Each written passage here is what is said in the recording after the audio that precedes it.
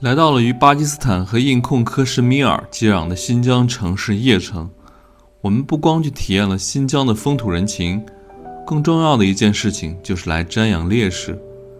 叶城有一座烈士陵园，这个陵园安葬着46位参加1962年对印自卫反击战而牺牲的烈士。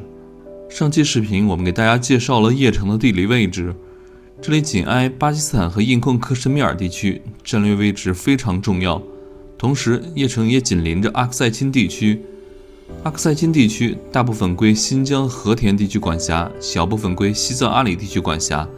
它是连接西藏和新疆的重要区域，自古以来就是中国的一部分领土。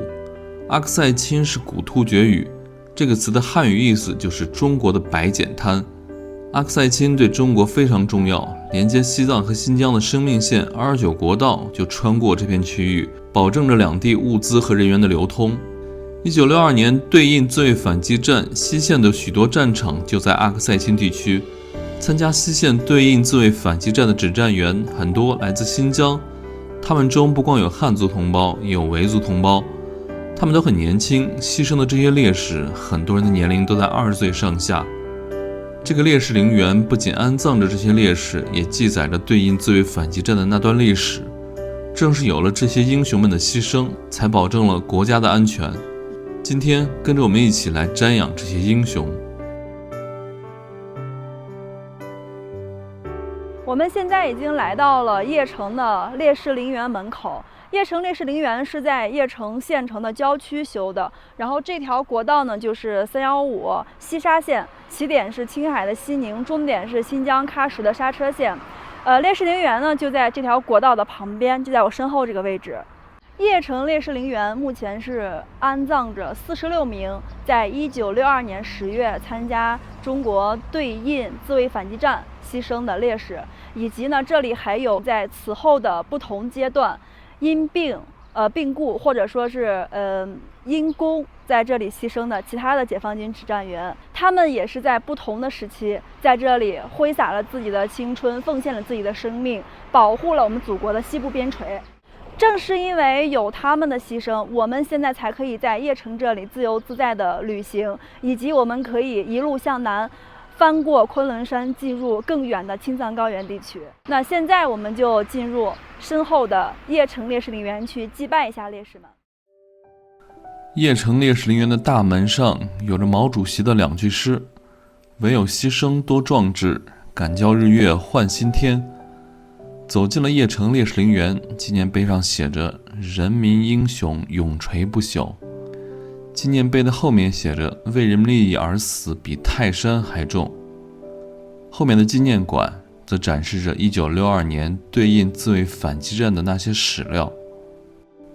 因为对印自卫反击战的西线战场是在阿克塞钦地区以及西藏阿里地区，这里的海拔极高，普遍都在4000多米。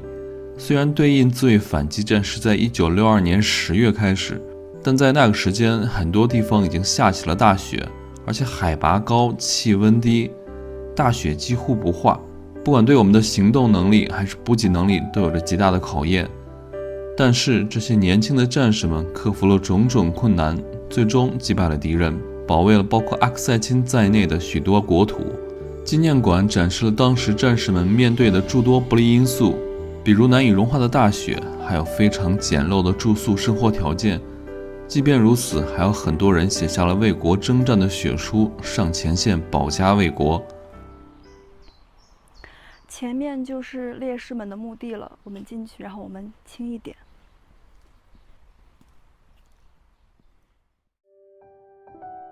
纪念馆的后面就是烈士们的墓地，这里安静的几乎只能听到小鸟的吟唱。为烈士们献上鲜花，我们离开了这里，想着这群20岁左右的年轻人曾经在那样艰难的岁月中，在那样极端恶劣的环境中为祖国牺牲自我，敬佩他们的伟大。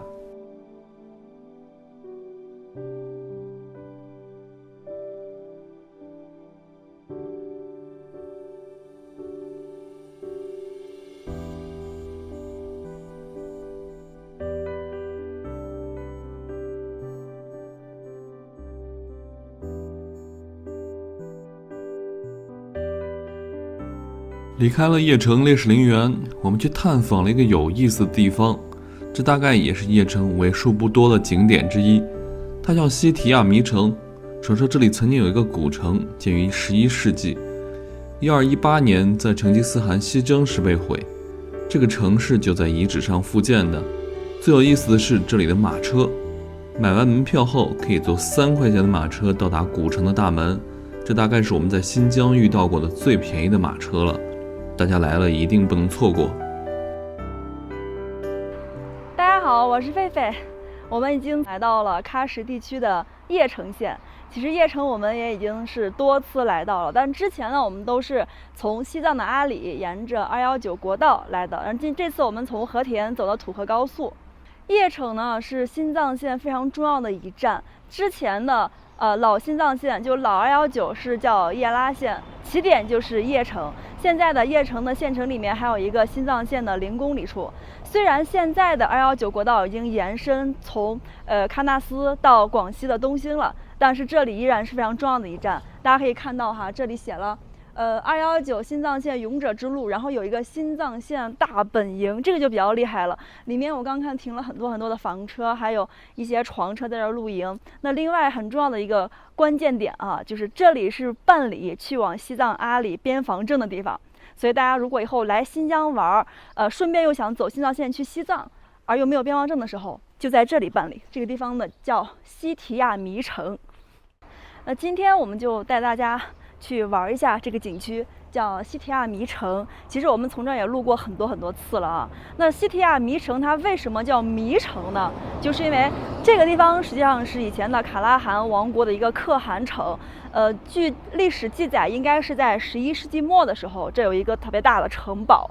但是呢，在大概也就100年后吧，这个城堡就消失了，并且它消失的原因至今都是个谜。在这里其实出土了很多的文物呀、史料这些，但是都没有发现这个城池为什么消失了，所以这里就被叫迷城啊，西提亚迷城。那西提亚其实在当地语的意思是不灭的悬崖，因为据说哈，以前的西提亚那个古城就是建在一大块凸起的那种石头上，有点像交河故城那种，因为它的四周往下都是悬崖。那我们现在就进去看看吧，好像还有门票，我们先去买票吧。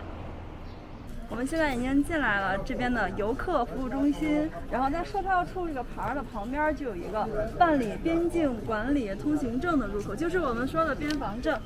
这个口啊里面有个队排队可以办边防证。因为我们这次不去西藏了，我们就不往那边走了，我们现在去买票。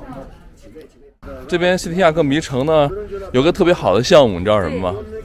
我看到了，就这个马车是吗？对，马车特别的古色古香的。我们刚买了门票，一个人30。对。然后从这儿到那个主入口呢，还有800米。对。可以走过去，也可以坐马车。我们打算坐一下这个小马车。是的。你好，大哥，这个能坐吗？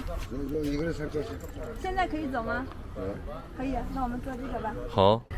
哦，大哥要赶着我们出发了，哦，赶着马出发了。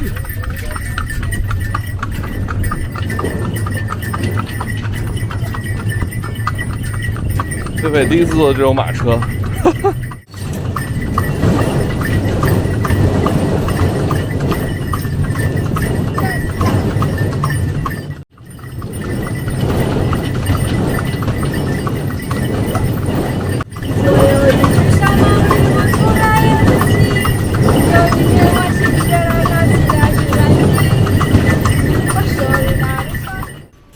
哦，大哥，你们这马车太便宜了，3块钱。大哥，你是维吾尔族吗？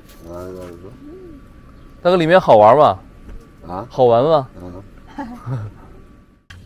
我们的马车到终点啦，然后这里就是西提亚迷城的一个房车和自驾车的营地，但这块现在比较空哈，前面这个停车位都是没有人的。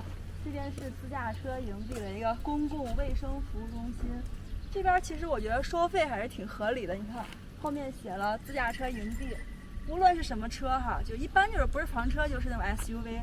一个车1天30块钱，但是呢，在这儿可以用水，可以用电，可以享受这边的一些配套的基础设施，也挺好的。那我们现在就进入今天的正题，就是这座西提亚迷城，好漂亮。其实这个迷城呢，它也是在以前的那种遗址上面，后来又进行了大量的修复，实际上我们能看到的，就是在800年前的那个遗迹的部分不是特别多，很多都是后面复原的，但是也可以根据这种样貌去想象一下当年的场景。太热了是吧？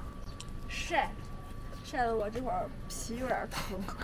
上次哎呀妈呀，上次才掉了几层皮，才长出新皮，现在又在晒。狒狒的皮比较嫩，你看我天天什么防晒都不带，晒得黑黑的，挺好，多健康。黑胖妆。这上面写的什么？西提亚，穿越了，快看！哇，太有感觉了。对，其实我来这之前我期待不是很高，因为我知道它是一个后面人工去修复的一个建筑，但是还是很漂亮的。我看到门口的介绍说，这个里面基本上是完整的复原了当时整个城池，包括以前的赛马场，还有一些商业区，就是当时的商业区，还有当时的一些官邸，他们的官府的楼，还有两边你看瞭望塔在那儿，就已经完全就是以前一个城池的形状了。包括这个我们刚进的这个门儿，这就是他们以前的城楼了。这太有感觉了哈！很有感觉的。新疆这边很多建筑都是这种夯土做的，太漂亮了。我们现在去里面玩一下。刚一进来，我们走这条路好像是古城，以前古城的一个主要的一个街道，两边有各种各样的房子啊，有的是店铺卖东西的。虽然是后面复原的，但是还有以前的古色古香的感觉。刚进这边就有很多的好玩的东西，像古代一样通缉令什么的，通缉雌雄大盗，杀人无数，还有寻人启事吴老二，长得好。我们现在从这个街道走进来了哈，这两边除了有很多店铺之外，然后这边还有一些青年旅社，就是大家从外观上去看，这个表面都是那种古代的建筑，但是里面确实是每个店都是别有洞天的。我们刚去几家店转了一下，都是那种里面有商业的卖东西的。那我们现在往前面走，因为我看到了这边有一个祭祀台，其实这个也是我来到西提亚古城特别想看的一个东西，因为祭祀台呢这个位置和这边的旁边一些剩下的残垣断壁是完全当时留下来的古迹。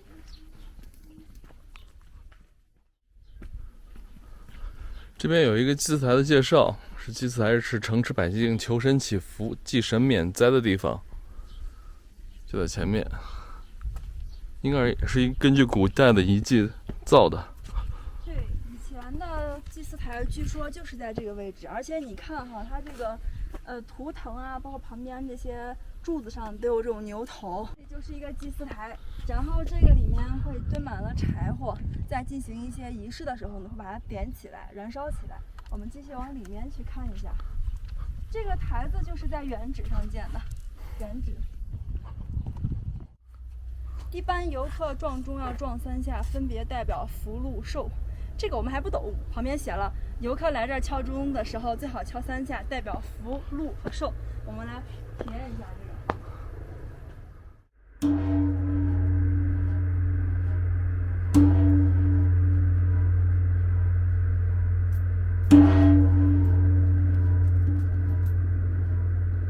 挺好，3下完成，圆满了。很多自驾219的驴友就会在这里选择休息一晚，因为有些人在这儿办边防证可能要稍微等一等，然后另外有些人就是在营地这儿玩嘛，玩几天。这是一个房间吧？对。哦，还是很有那个民族风情的，对。这一看就是维吾尔那种大炕，然后那个墙上壁龛里面有那个帽子，4角8棱帽。我们刚从这个客栈出来了。我这里面超凉快，他们都没有空调，没有开空调，因为这里面就类似于我们陕北的窑洞，就是在这种土里面挖出来的房子，进去之后，哇，那个温度完全不一样，是吧，豪哥？那种体感哈，对，2个温度，出来太热了。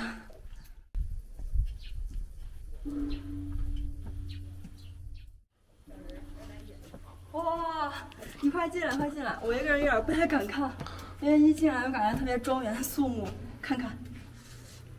有感觉吧？有。这是往地下面，就是挖深了一点。对。然后这里就是以前，应该是以前的国王议事的地方。对，你看，中间是那个像是龙椅的位置哈。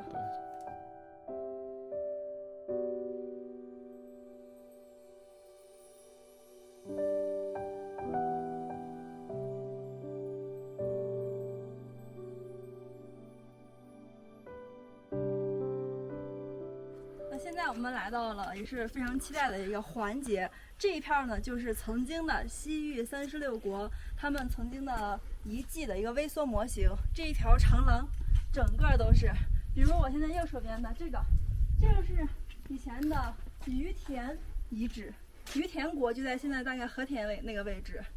但是新疆说实话他们以前的遗迹留下来的都不是很完整了。龟兹国其实这个景区我是比较喜欢的，因为它每一个位置呢都会用这种地图来标出来当年西域36国他们大概的位置，以及留下来最主要的景观。比如这个呢，克孜尔千佛洞就是当年的龟兹国，就现在库车拜城那一带的。对。好，Yakshimsis。你几岁了，帅哥5岁。哦5岁了。你上幼儿园吗？哦。你的国语好好啊。这是你的哥哥吗？哇。你叫什么，帅哥？我叫帕尔哈提。帕尔哈提。哦，你们新疆有一个明星也叫帕尔哈提，唱歌的。对，你知道他哈？知道。我会叫我的新疆丹尼尔。你叫新疆丹尼尔？我是跳舞的。你叫什么？哦，你名字太好听了。跳舞的。你是跳舞的？哇，那你来一段我看看。哎呦，好棒啊！哇，从小就这么会跳。这就是我在广场上看到的。对，新疆人跳舞就是这样子的。